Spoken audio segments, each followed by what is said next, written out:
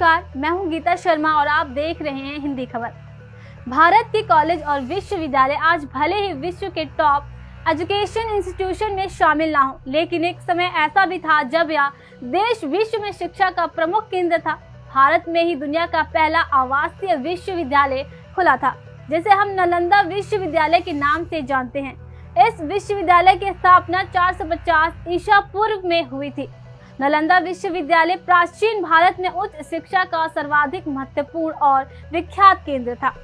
प्राचीन नालंदा विश्वविद्यालय की स्थापना गुप्त काल के दौरान 5वीं सदी में कुमार गुप्त प्रथम ने किया था। इतिहास के अनुसार सन 1193 में बख्तियार खिलजी के आक्रमण के बाद इसे नेस्तनाबूद कर दिया गया था। कहा जाता है कि आक्रमण के दौरान यहाँ पर आग लगा दी गई। उस समय नालंदा विश्वविद्यालय के पुस्तकालय में इतनी किताबें थीं कि कई सप्ताह तक आग नहीं बुझ पाई। इस आक्रमण में यहाँ कार्य करने वाले कई धर्माचार्य और बौद्ध भिक्षुओं को भी मार डाला गया था। प्राचीन नालंदा विश्वविद्यालय का पूरा परिसर एक विशाल दीवार से घिरा हुआ था, जिसमें प्रवेश के लिए एक मुख्य द्वार भी था।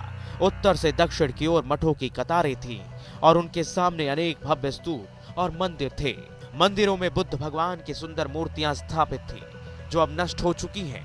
नालंदा विश्वविद्यालय की दीवारों के अवशेष आज भी इतनी चौड़ी हैं कि इनके ऊपर ट्रक भी चलाया जा सकता है। पटना से 90 किलोमीटर और बिहार शरीफ से करीब 12 किलोमीटर दूर दक्षिण में आज भी इस विश्व प्रसिद्ध प्राचीन बौद्ध विश्वविद्यालय के खंडहर स्थित हैं। आइए जानते हैं इस महान विश्वविद्यालय के बारे में 15 रोचक तथ्य। नालंदा विश्वविद्यालय स्थापत्य कला का एक अद्भुत नमूना है। आपको जानकर हैरानी होगी कि इस विश्वविद्यालय में 300 कमरे, 7 बड़े बड़े कक्ष और अध्ययन के लिए 9 मंजिला एक विशाल पुस्तकालय था, जिसमें एक समय 3 लाख से भी अधिक किताबें मौजूद थी। नालंदा को तक्षशिला के बाद दुनिया का दूसरा सबसे प्राचीन विश्वविद्यालय माना जाता है। वहीं आवासीय परिसर के तौर पर यह पहला विश्वविद्यालय है। ये 800 साल तक अस्तित्व में रहा। इस विश्वविद्यालय में विद्यार्थियों का चयन मेरिट के आधार पर होता था और यहाँ छात्रों को निःशुल्क शिक्षा दी जाती थी। इसके साथ उनका रहना और खाना भी पूरी तरह निःशुल्क होता था। इस विश्वविद्यालय में एक समय में 10,000 से ज्यादा विद्यार्थी शिक्षा ग्रहण करते थे और 2700 से ज्यादा अध्यापक उन्हें शिक्षा देते थे।